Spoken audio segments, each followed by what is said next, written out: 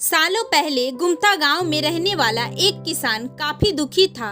वह अपनी जीवन की छोटी छोटी परेशानियों को लेकर परेशान रहता था और अपनी दुख के बारे में लोगों को बताता फिरता था। एक दिन उसे किसी ने सलाह दी कि तुम गौतम बुद्ध के पास चले जाओ, वे तुम्हारी समस्याओं का कोई ना कोई हल अवश्य निकाल देंगे। उस व्यक्ति की बात सुन वह किसान दूसरे ही दिन महात्मा बुद्ध के पास पहुंच गया। वहां पहुंचते ही उसने गौतम बुद्ध को प्रणाम करते हुए कहा, मैं एक किसान हूं और मैं खेती करके जीवन यापन करता हूं। मैं यहां अपनी समस्याओं का समाधान लेने के लिए आया हूं। दरअसल कभी हमारी फसल अच्छी होती है, कभी होती ही नहीं। इससे मैं बहुत परेशान हो जाता हूं। इतना कहने के बाद किसान ने कहा, मेरी पत्नी है, वह मुझसे बेहद प्रेम करती है, पर कभी कभी वह मुझे बहुत परेशान करती है। उससे मैं तंग आ गया हूँ और कभी कभी लगता है कि वह मेरे जीवन में नहीं आई होती तो कितना अच्छा होता। इस तरह वह अपनी सारी परेशानियाँ गौतम बुद्ध को सुनाता रहा और वह उनकी बातें सुनते रहे। जब तक किसान बोल रहा था तब तक गौतम बुद्ध ने कुछ नहीं कहा। वह बस ध्यान से किसान की बातें ही सुन रहे थे। अपनी परेशानी बताते हुए किसान कहता है, मेरा एक बच्चा भी है, वह है तो काफी अच्छा, लेकिन कई बार मुझे परेशान करता है और मेरी बातें नहीं मानता। उसके ऐसे व्यवहार से मुझे लगता है कि वह मेरा बच्चा नहीं है। ऐसा कहकर किसान अपनी सारी परेशानी बताता गया। इस तरह किसान ने उसकी जिंदगी में जो परेशानियां रहता था, सताता था, सब कुछ गौतम बुद्ध को बता दिया। अब उसके पास बुद्ध को बताने के लिए कुछ नहीं बचा और उसका मन काफी हल्का हो गया। महात्मा बुद्ध को सब बताने के बाद अपनी परेशानियों के समाधान की उम्मीद लगाए बैठा था। काफी देर तक गौतम बुद्ध के जवाब का इंतजार करने के बाद विवश होकर किसान ने ऊंची आवाज में बुद्ध से कहा, क्या आप मेरी समस्याओं को लेकर कुछ नहीं कहेंगे? तब गौतम बुद्ध बोले, मैं तुम्हारी किसी तरह से मदद नहीं कर सकता।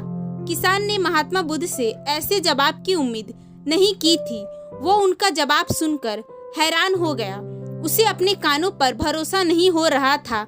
उसने भगवान बुद्ध से पूछा, ये आप क्या कह रहे हैं? क्या आप मेरी समस्याओं का समाधान नहीं कर सकते? मैंने सुना है आप सभी की समस्याओं का समाधान करते हैं। महात्मा बुद्ध ने कहा, आपके जीवन में जितनी कठिनाइयां हैं उतनी सभी के जीवन में होती है और सबकी अपनी छोटी समस्याएं भी बड़ी लगती है। आपके जीवन में ऐसी कोई समस्या नहीं है जैसे दूसरों को ना हो। हम व्यक्ति को अपने जीवन में सुख दुख का सामना करना पड़ता है। हम चाहे जितनी भी कोशिश कर लें, हमारे जीवन में सुख दुख आएंगे ही आएंगे। कई बार हमें बेगाने अपने लगते हैं, कई बार अपने बेगाने लगने लगते हैं। सभी का जीवन समस्याओं से घिरा हुआ है जिसका कोई समाधान नहीं है। अगर किसी को जीवन से एक समस्या जाती है तो दूसरी आ जाती है।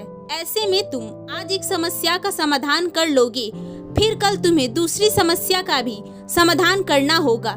यही जीवन का एक अटल सत्य है। यह बातें सुन किसान को गुस्सा आता है और वह कहता है कि लोग आपको महात्मा कहते हैं। मैंने लोगों से यह भी सुना है कि आप सबकी परेशानी दूर करते हैं, लेकिन मेरी समस्या का निवारण करने के बजाय आप फिजूल की बातें कर रहे हैं। मैं आपके पास उम्मीद लेकर आया था, लेकिन अब मुझे देखकर लग रहा है कि मेरा यहाँ आना बिल्कुल फिजूल ही था। मैंने जो भी आपके बारे में सुना था सब झूठ है। महात्मा बुद्ध को इतना कहकर किसान वहाँ से जाने लगता है।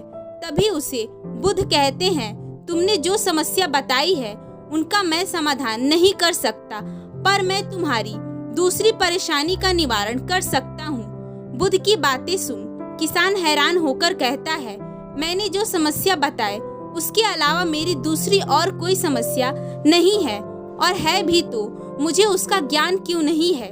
वह किसान से कहते हैं, आपकी समस्या यह है कि आप चाहते हैं कि आपके जीवन में कोई समस्या नहीं हो। यह सोच रखना ही दूसरी समस्या का कारण है।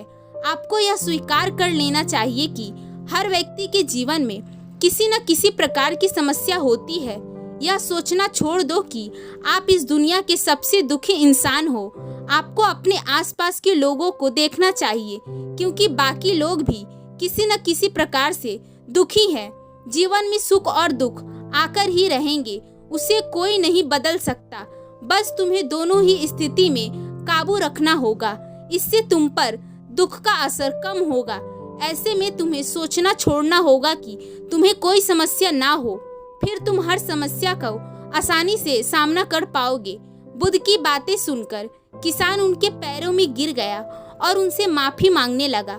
वह समझ चुका था महात्मा बुद्ध उससे क्या कहना चाहते हैं। इस कहानी से हमें यह सीख मिलती है कि हमें अपनी छोटी से छोटी परेशानी की शिकायत दूसरों से नहीं करनी चाहिए, बल्कि उन परेशानियों का खुद सामना करना चाहिए।